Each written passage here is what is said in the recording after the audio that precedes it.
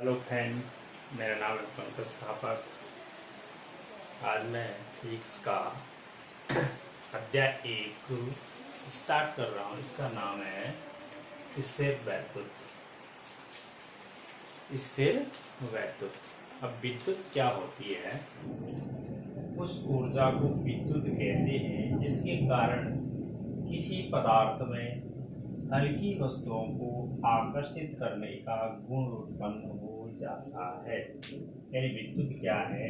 एक प्रकार की ऊर्जा है जिसके कारण क्या होता है, किसी पदार्थ में हल्की वस्तुओं को आकर्षित करने का गुण उत्पन्न हो जाता है। जैसे मान लिया कोई दृढ़ आधार है,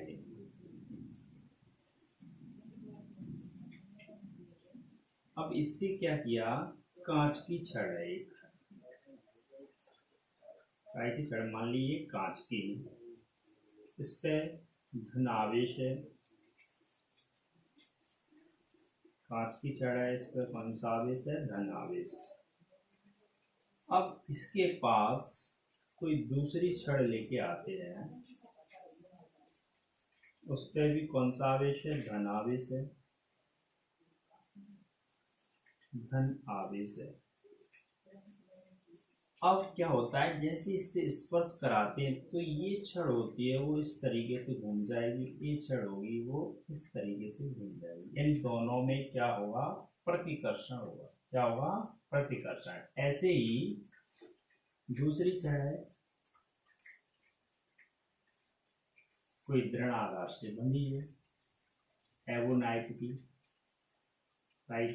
एवोनाइट की, यानी इस पे आवेश है ऋण आवेश। क्या मान लिया? ऋण आवेश। अब इसके पास कोई दूसरी एवोनाइट की छड़ लेके आते, उस पर भी कौन सा आवेश है? ऋण आवेश है।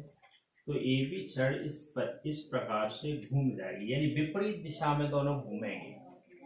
अब क्या होता है, मान लिया ये छड़ थी कांच की, काय की छड़ है? कांच की।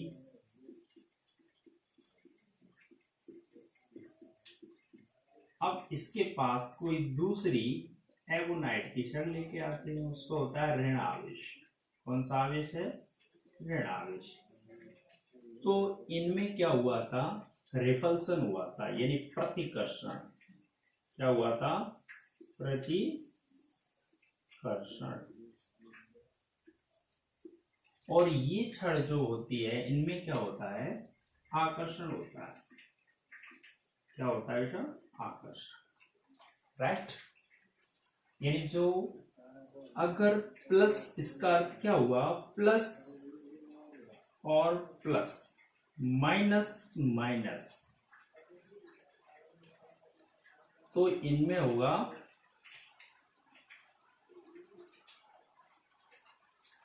प्रतिकर्षण। क्या होगा? प्रतिकर्षण। अगर कहीं मिलते हैं माइनस और प्लस, तो इनमें क्या होगा? आकर्षण। तो यहाँ पे क्या होता है, विद्युत में क्या होता है, उस ऊर्जा को विद्युत कहते हैं जिसके कारण किसी पदार्थ में हल्की वस्तुओं को आकर्षित करने का गुण उत्पन्न हो जाता है। तो प्रतिकर्षण कब होगा? जब धन और धन आवेश मिलते हैं, ऋण और ऋण आवेश मिलेंगे। यानी कहने का अर्थ है, यहाँ पे पॉइंट निकल के आता है, एक सजाती आवेशों में, सजाती आवेशों में प्रतिकर्षण, प्रतिकर्षण होता है। और विजातीय आवेशों में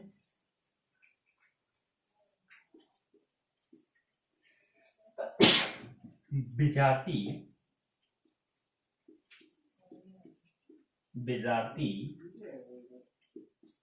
आवेशों में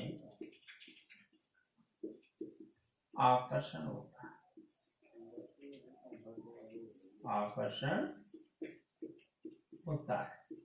तो बात समझ में आएगी, विद्युत क्या है, यानी उस ऊर्जा को विद्युत कहते हैं जिसके कारण किसी पदार्थ में हल्की वस्तुओं को आकर्षित करने का गुण उत्पन्न हो जाता है।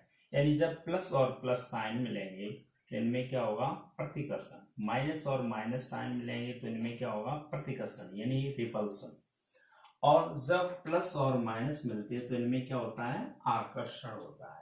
ठीक है ना। तो यहाँ पे जो विद्युत है तो उसमें क्या होता है, आकर्षण होता है। ठीक। आवेश क्या है, यानी इसे बोलते हैं चार्ज। आवेश किसी वस्तु का वह गुण धर्म है जिसमें वह विद्युत एवं चुंबकीय क्षेत्र उत्पन्न करता है तथा इसके प्रभावों का अनुभव करता है। इसे आवेश कहते हैं, यानी चार्ज बोलते हैं। क्या बोलते हैं, चार्ज, यानी आवेश कहा जाता है। आवेश को Q से, यानी Q शाइन होता है, Q से प्रदर्शित करते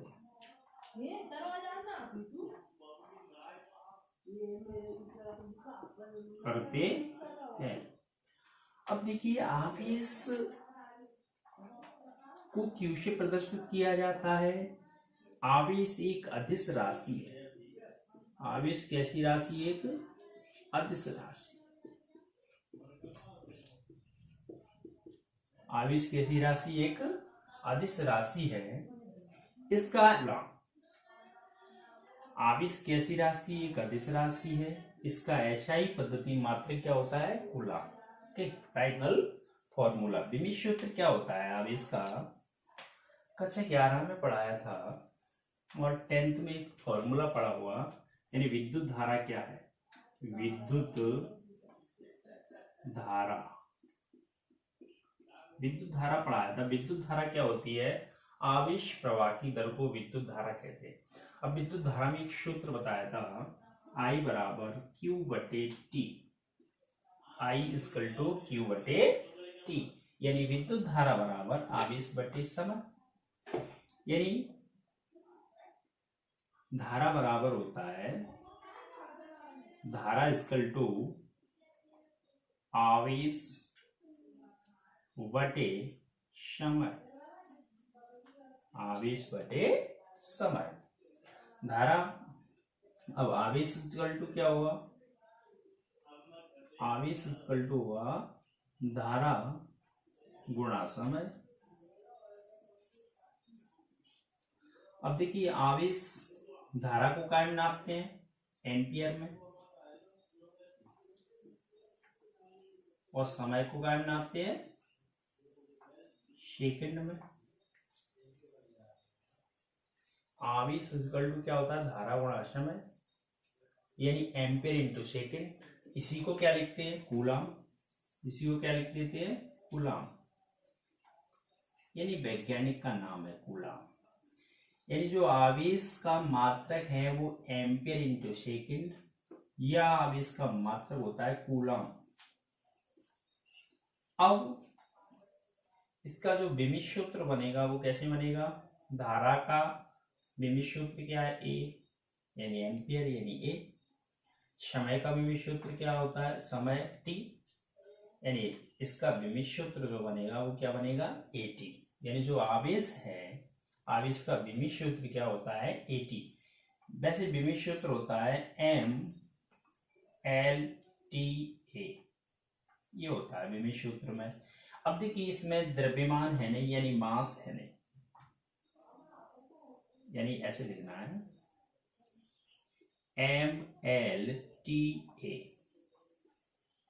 द्रव्यमान नहीं है तो द्रव्यमान की विमा क्या होगी, 0। लंबाई नहीं है तो लंबाई की विमा क्या होगी, 0।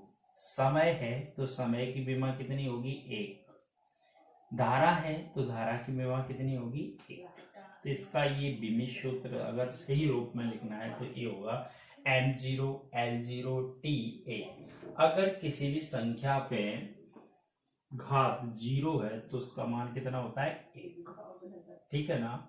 तो आवेश समझ गया। आवेश क्या है, आवेश किसी वस्तु का वह गुण धर्म है जिसमें वह विद्युत एवं चुंबकीय क्षेत्र उत्पन्न करता है तथा इसके प्रभावों का अनुभव करता है। इसे Q से प्रदर्शित करते हैं। आवेश, आवेश एक अदिश राशि है।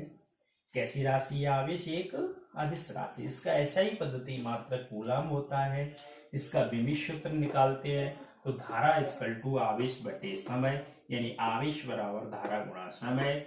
धारा को एम्पियर में नापते हैं, समय को सेकंड में। इसका दूसरा मात्रक क्या हो जाएगा? Ampere into second. या आवेश का पहला मात्रक क्या है? यानी आवेश को कूलम में नापते हैं। इसका विमित सूत्र बनेगा तो धारा का A और समय का T। तो इसका विमित सूत्र क्या आ जाएगा? AT। अब आवेश की संकल्पना कैसे करते हैं?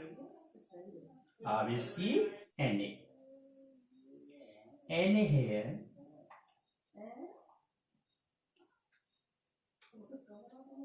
इसमें इलेक्ट्रॉन कितने हैं? 11।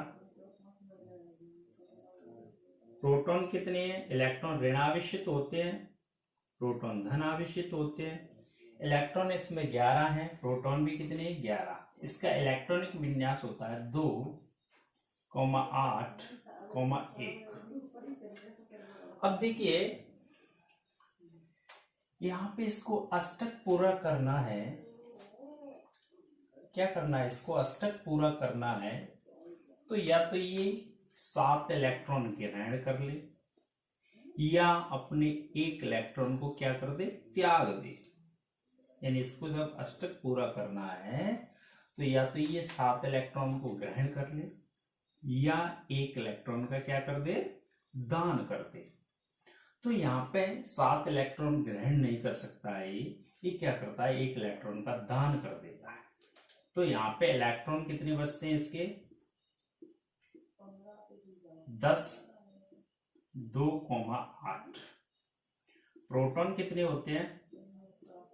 11। प्रोटॉन कितने होते हैं? 11। अब देखिए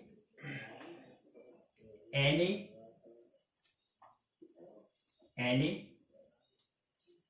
प्लस E इलेक्ट्रॉन। तो Na पे क्या होता है? यानी ये दान करता है, धन आवेश। Na पे क्या होता है? Plus sign. और इलेक्ट्रॉन कैसे होते हैं? ऋण आवेश। तो ये क्या है? धन आवेश है, धन आवेश। समझ रहे हैं ना? यानी इस पे क्या आ जाता है? धन आवेश आ जाता है।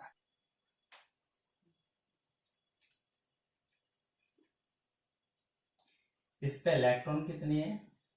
17। प्रोटॉन भी कितने होंगे? 17। अब इसको अष्टक अपना पूरा करना है तो या तो ये यहाँ पे ये अष्टक पूरा करना है तो या तो ये इलेक्ट्रॉन 1 ग्रहण कर ले या 7 इलेक्ट्रॉन का क्या कर दे? त्याग कर दे। तो ये क्या करता है? 1 इलेक्ट्रॉन ग्रहण कर लेता है। तो इस पे इलेक्ट्रॉन कितने आ जाते हैं? इलेक्ट्रॉन 18, 2,8,8। और प्रोटॉन कितने होते हैं? 17। तो यानी जो कैल्शियम क्लोराइड होता है, Cl होता है, वो -1, इस पे +1। और इलेक्ट्रॉन है यानी E, वो माइनस। हमेशा इलेक्ट्रॉन कैसे होते हैं? ऋणावेशित होते हैं। तो ये ऋणावेश हुआ। क्या हुआ? ऋणावेश। क्या हुआ? ऋणावेश। तो इसी के आधार पे आवेश की संकल्पना दी जाती है। यानी यदि कोई किसी वस्तु पे इलेक्ट्रॉन की कमी है तो उस पे धनावेश होगा और इलेक्ट्रॉन की अधिकता है तो उस पर ऋण आवेश होगा। यानी यदि कोई वस्तु इलेक्ट्रॉन को क्या कर रही है? दान कर रही है। क्या कर रही है? दान। अब यहाँ पे देखिए जो Na था उसने 1 इलेक्ट्रॉन क्या कर दिया? अपना दान कर दिया। तो उस पर कौन सा आवेश आ गया? धन आवेश। और जो Cl था उसने एक इलेक्ट्रॉन ग्रहण किया, तो उस पर कौन सा आवेश आ गया? ऋण आवेश। तो आवेश कितने प्रकार के हो गए? दो प्रकार के, एक धनावेश और एक ऋण आवेश। यानी इनकी जो संकल्पना है वो इलेक्ट्रॉन के आधार पर दी जाती है। जो आवेश की संकल्पना करते हैं वो काय के आधार पर करते हैं? इलेक्ट्रॉन के आधार पर। अगर कोई वस्तु इलेक्ट्रॉन ग्रहण कर रही है तो दान कर रही तो उस पर धनावेश होगा, और ग्रहण कर रही है तो उस पर कौन सा आवेश होगा? ऋण आवेश।